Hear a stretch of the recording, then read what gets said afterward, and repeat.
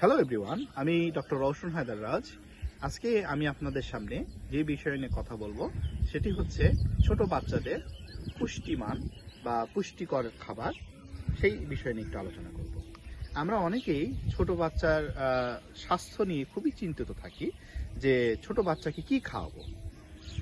ছোট বাচ্চার খাদ্য তালিকায় সব কিছুর পাশাপাশি একটা খাবার অবশ্যই আপনারা রাখবেন, সেটি হচ্ছে মাছ। এখন প্রশ্ন হচ্ছে, এত খাবারের মধ্যে আমরা মাছকে কেন রাখব?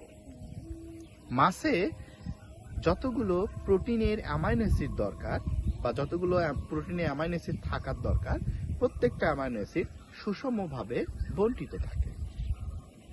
মাছে থাকে বিশেষ ধরনের তেল, যেটাকে আমরা বলে থাকি ওমেগা 3 ফ্যাটি অ্যাসিড। এই ওমেগা 3 ফ্যাটি অ্যাসিডের দুইটা টাইপ থাকে। একটা হচ্ছে ডিএইচএ বা ডোকোসাহেক্সানোয়িক অ্যাসিড, আরেকটা হচ্ছে ইপিএ বা একোসাহেক্সানোয়িক অ্যাসিড।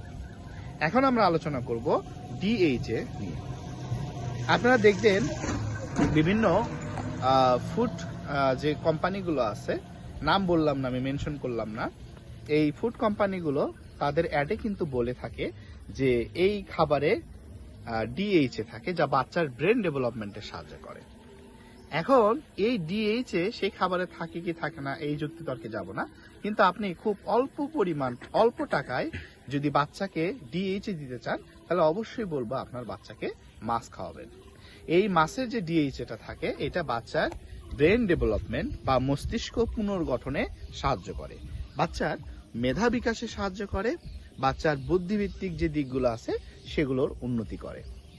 এরপরে যে ইপিএ থাকে, এই ইপি এর কাজ হচ্ছে হার্ট এবং রক্তনালী, মানে হৃৎপিণ্ড, আমাদের ভেতরে যে হৃৎপিণ্ড থাকে এবং রক্তনালী, এই দুটাকে খুবই সুন্দর সুস্থ রাখে। শুধু তাই নয়, বাচ্চার ডেভেলপমেন্ট, বাচ্চার গ্রোথ, দ্যাট মিনস বাচ্চা বড় হবে, এই বড় হওয়ার জন্য কিন্তু মাছের খুবই দরকার।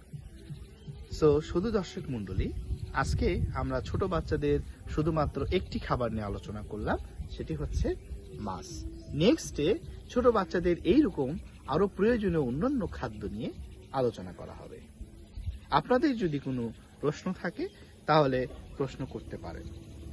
সবাই আমার পেজ এবং ইউটিউব চ্যানেল সাবস্ক্রাইব করবেন, আমার পেজে লাইক দিয়ে আমার পাশে থাকবেন। আপনাদের যদি কোনো প্রশ্ন থাকে তাহলে প্রশ্ন করতে পারেন। ধন্যবাদ।